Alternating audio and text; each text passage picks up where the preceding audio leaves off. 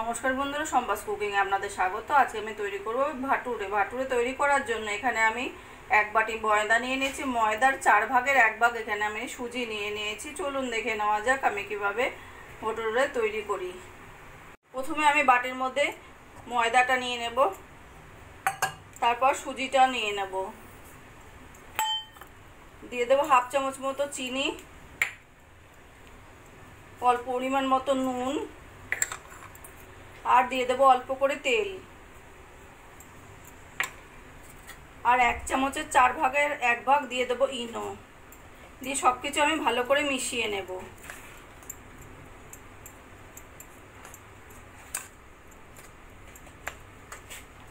শুকনো উপকরণগুলো ভালো করে মিশিয়ে নিয়েছি। এবার আমি দিয়ে দেবো 4 চামচ টক দই।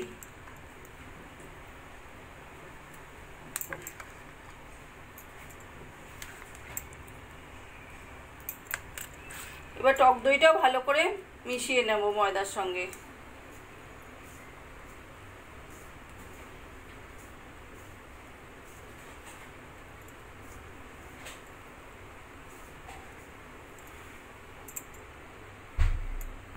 টক দইও ভালো করে ময়দার সঙ্গে মিশিয়ে নিয়েছি। এবার অল্প অল্প করে জল দিয়ে আমি ডোটা রেডি করে নেব।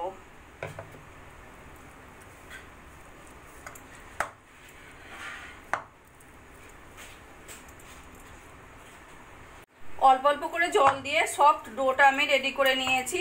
যেহেতু সুজি আছে, সুজিটা ফুলবে, সেই জন্য একটু সফট রেখেছি। এবার আমি একটা ঢাকা দিয়ে রেখে দেবো 15 মিনিটের জন্য। 15 মিনিট হয়ে গেছে। এবার আমি ঢাকাটা তুলে দেখে নেব। ময়দাটা বেশ শক্ত হয়ে গেছে। এবার আমি ময়দাটা একটু ভালো করে মেখে নেব, যাতে সুন্দর সফট হয়ে যায়। এবার এইভাবে আমি একটু ভালো করে ময়দাটাকে মেখে নেব। ময়দা আমি হাতে অল্প অল্প করে তেল নিয়ে মোলায়েম করে ময়দাটাকে মেখে নিয়েছি। এবার আমি লেচিগুলো কেটে নেব। একটু বড় সাইজের লেচিগুলো এইভাবে আমি কেটে নেব।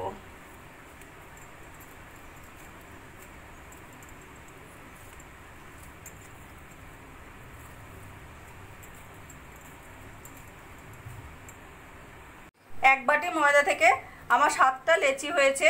এবার আমি একটা লেচি নিয়ে অল্প করে হাতের সাহায্যে তেল মাখিয়ে নেব।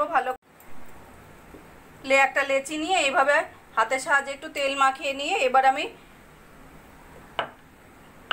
এইভাবে একটু লম্বা করে বেলে নেব।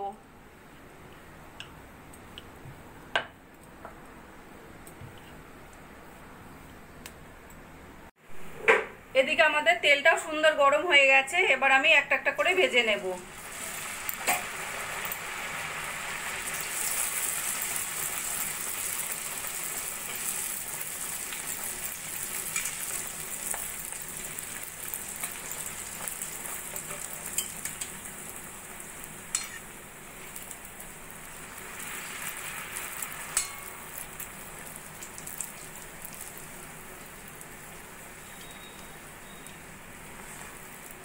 এইভাবে এই ভাটুরেটা আমার ভাজা হয়ে গেছে।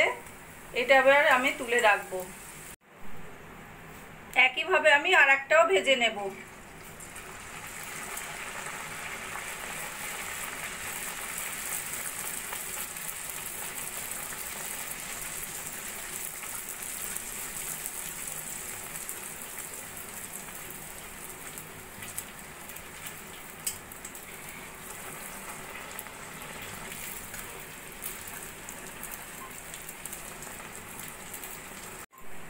এই ভাটুরেটাও আমার ভাজা হয়ে গেছে। এবার আমি তুলে রাখবো।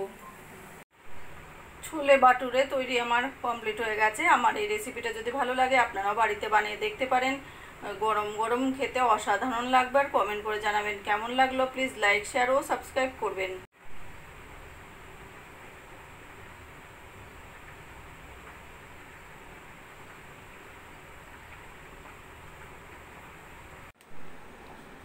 একটা ছিঁড়ে আমি ভেতরটা দেখিয়ে দিই কত সুন্দর হয়েছে।